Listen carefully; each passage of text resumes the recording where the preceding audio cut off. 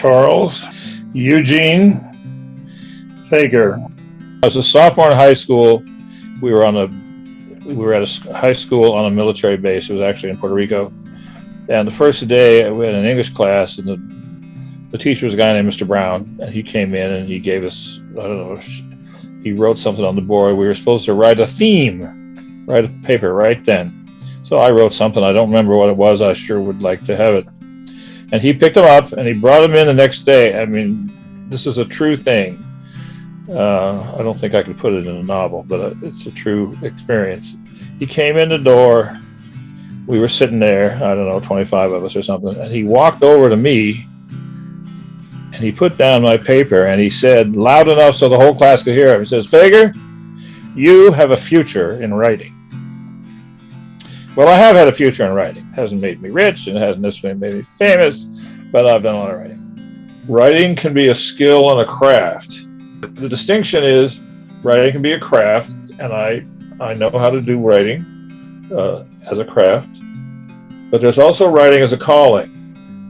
Sometimes it gets attention and a lot of times it doesn't, and I like it when it gets attention, but I'm not deterred when it doesn't. In Dr. King's organization, the Southern Christian Leadership Conference, it was a black-run organization. There was no doubt about that. I was not coming in to take over anything for anybody. I was a rookie. I told people when I was in Selma, other white people would come in after me, and I'd be walking around in some civil rights uniform, sort of. We had a uniform for a while, overalls, and sort of a Levi jacket.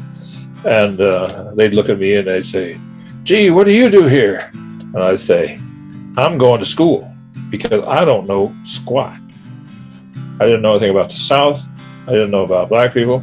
I didn't know much about white people, especially not Southern. Well, ever published, called White Reflections on Black Power. And it came out of the experience of working in the civil rights movement. My second book is about the Poor People's Campaign. It's called Uncertain Resurrection. This campaign, the first Poor People's Campaign, it started out with all the publicity and all the support you could ever ask. People were still trying to do right by Dr. King after his murder. But it imploded. It was a massive, awful, complete flop. I did things like I wrote these books. I wrote 4 books about this. And I'm a writer, so that's what I do. Suppose that you might find somebody that said, well, why is Chuck Fager, a white guy, writing about this black people movement? Well, because I got a chance to, and I was there, and I risked my neck, and so I'm telling the story. I mean, you want to write about it? Well, go ahead. I don't own it. For white people who are concerned about working on racism, the idea about racism being systemic, it doesn't bother me. I'm not threatened by that idea. You want to work on racism? You don't have to go to Washington. You don't have to go to Raleigh. I mean, you don't even have to go to Burlington because it's all around. Okay? And the impact of it, the effects of it, the prospects for it, it's all around you in all sorts of different forms. Some of them are visible, lots of them are not. I was in the civil rights movement. We got the Voting Rights Act passed. I mean, we, speaking of big we, a whole lot of black people struggled for it. Dr. King, Lyndon Johnson was a key figure in as president. And that made a big, big difference for a while.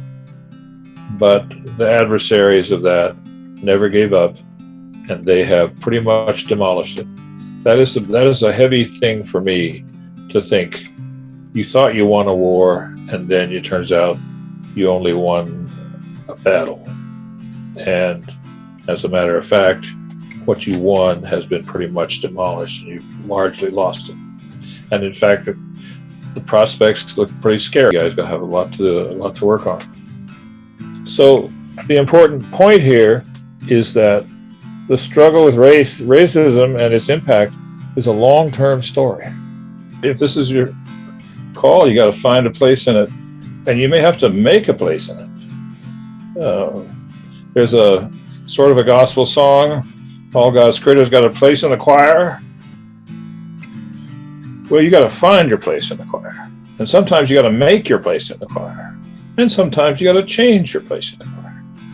But there's a place for you.